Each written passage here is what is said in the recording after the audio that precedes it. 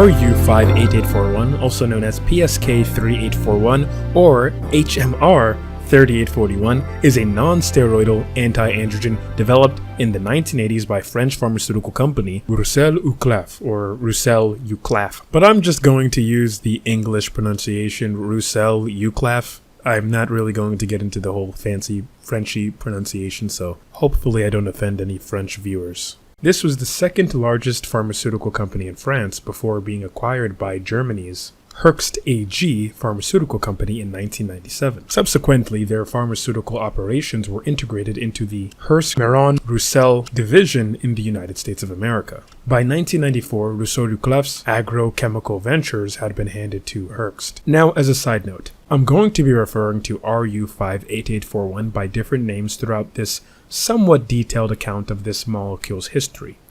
RU-58841 is a specific chemical compound, and like many chemical compounds, its name often derives from the laboratory or company where it was first synthesized or extensively studied. In the case of RU-58841, the RU prefix stands for Roussel-Uclaf, which was a French pharmaceutical company, like I mentioned in the beginning. Roussel-Uclaf was known for developing various compounds, and many of them have the RU prefix. The numbers that follow the 58841 are typically sequential identifiers or catalog numbers given to compounds as they are synthesized or discovered in the lab. It helps researchers track and refer to specific compounds in their studies. So the 58841 in RU-58841 doesn't have a specific meaning in and of itself. It's more so an identifier. Anyway, in 1999, Hoechst had a US subsidiary that I mentioned at the beginning, the Hearst-Meron-Roussel division in the United States, or HMR. HMR merged with another French pharmaceutical company named Rhône-Poulenc, resulting in a new pharmaceutical company, Aventis. A later merger in 2004 with Sanofi-Synthelabo birthed Sanofi-Aventis, now simply Sanofi. Separately, Hoechst united with the former Rhône-Poulenc's agrochemical unit in 1999, forming Aventis Crop Science. By 2002, Bayer AG had acquired this entity, leading to the creation of Bayer Crop Sciences. Now, what the hell do crop sciences and agricultural chemical studies have anything to do with a topical compound RU-58841? Well, between all of these mergers and acquisitions, it was not just the agricultural units of some of these companies. Whole units, entire divisions of these pharmaceutical companies would be merged into another pharmaceutical company.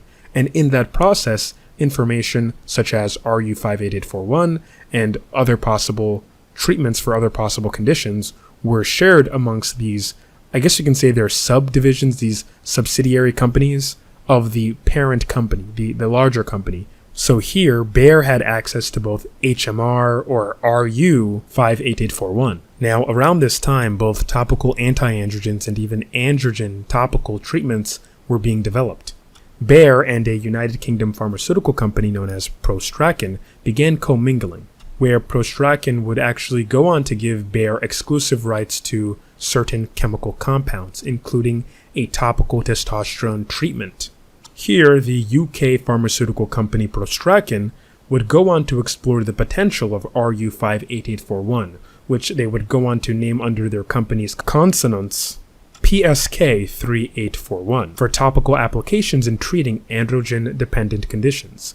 This includes conditions like acne and, yes, male pattern baldness, or as many of you know it as androgenetic alopecia.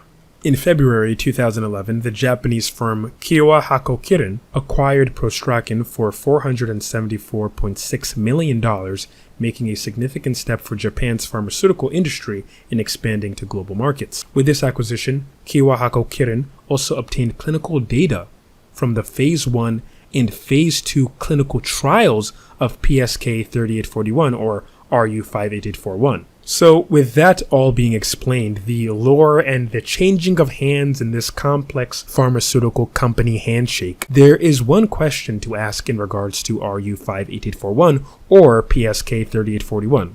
Same compound, different names. Where are the Phase 1, Phase 2 human clinical trials? Because